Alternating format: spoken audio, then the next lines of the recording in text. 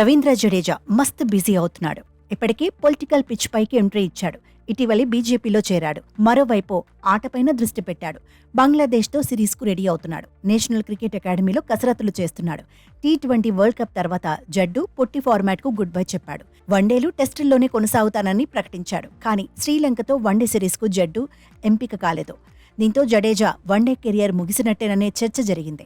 Senior spinner టెస్టులకే పరిమితం అవుతాడేమో అనే comments వినిపించాయి. అయితే ఫ్యూచర్ టోర్నీలను దృష్టిలో పెట్టుకుని జడ్డును వన్డేల్లో ఆడించలేదన్న చర్చ ఉంది. ఛాంపియన్స్ ట్రోఫీలో జడేజా ఖచ్చితంగా ఆడతాడని కొందరు ఎక్స్పర్ట్స్ కూడా చెబుతున్నారు. మరోవైపు బంగ్లాదేశ్తో టెస్టు సిరీస్కు జడ్డు ఎంపికయ్యాడు. తొలి టెస్టులో సీనియర్ స్పిన్నర్గా బాధ్యతలు పంచుకోనున్నాడు. ప్రస్తుతం జడేజా వయసు 35 సంవత్సరాలు. ఇంకా ఎక్కువ కాలం అంతర్జాతీయ క్రికెట్ ఆడకపోవచ్చు. లెఫ్ట్ హ్యాండర్ అక్షర్ పటేల్ జడ్డుకు ప్రత్యామ్నాయంగా కనిపిస్తున్నాడు. సూపర్ ఫామ్ను చూపిస్తున్నాడు. దీంతో జడేజా ప్లేస్ను అక్షర్ పటేల్ ఆక్రమిస్తాడని ఎక్స్పర్ట్స్ అంటున్నారు. అందుకే ఫ్యూచర్పై సీనియర్ ప్లేయర్ ఫోకస్ చేసినట్టు తెలుస్తోంది.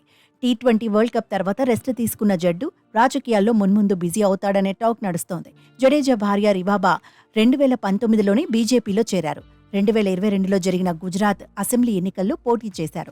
జామ్నగర్ ఉత్తర నియోజకవర్గం నుంచి గెలుపొందారు. రివాబా జడేజా గెలుపు కోసం జడ్డు కూడా ప్రచారంలో పాల్గొన్నాడు. వచ్చే పార్లమెంట్ ఎన్నికల్లో పొలిటికల్ పిచ్ పైనే సీనియర్ బౌలర్ తన అదృష్టాన్ని పరీక్షించుకునే అవకాశం ఉంది.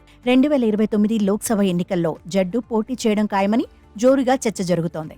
ఫ్యూచర్ ప్లాన్స్ లో భాగంగానే బీజేపీలో చేరినట్టుగా కథనాలొస్తున్నాయి. ఇక బంగ్లాదేశ్తో సిరీస్లో జడ్డు ఎలా రాణిస్తాడనేది ఆసక్తికరంగా మారింది.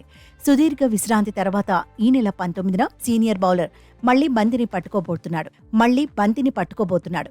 ఇప్పటి వరకు జడ్డు 72 టెస్టుల్లో బరిలో దిగాడు. 294 వికెట్లు తీశాడు. మరో 6 వికెట్లు తీస్తే టెస్టుల్లో 300 వికెట్ల మార్కును అందుకుంటాడు. టెస్టుల్లో జడేజా 3036 పరుగులు చేశాడు. వన్డేల్లో 2756 పరుగులు సాధించాడు. 220 వికెట్లు తీసుకున్నాడు. మొత్తంగా బీజేపీలో చేరిన తర్వాత ఆటలో జడ్డు ప్రదర్శన ఎలా ఉంటుందనేది ఇప్పుడు హాట్ టాపిక్గా మారింది.